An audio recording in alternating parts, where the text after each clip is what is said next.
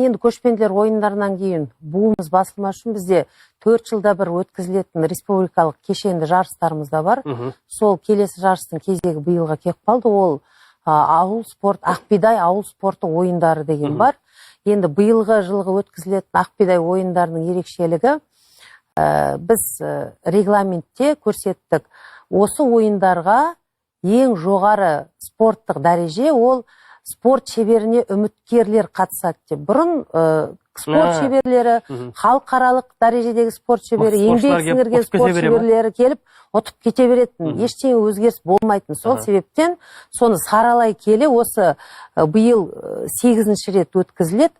Соны саралай келе сондай қорытындыға келдік.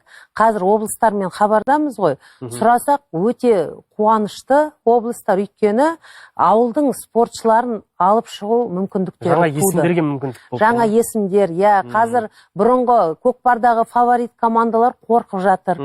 Өйткені білмейді, қайсы команда ертең жеңімпаз болып шығатын. Және осы Ақбидай спортында бірінші орын алған спортшылар спорт шебері атағын алады, бұрын болмаған. Яғни үміткерлер ғана келе алады. Үміткерлер ғана келеді. Түсінікті. Ол қыркүйек айының 10-20 жұлдыз аралығында Алматы облысында өтетін болады.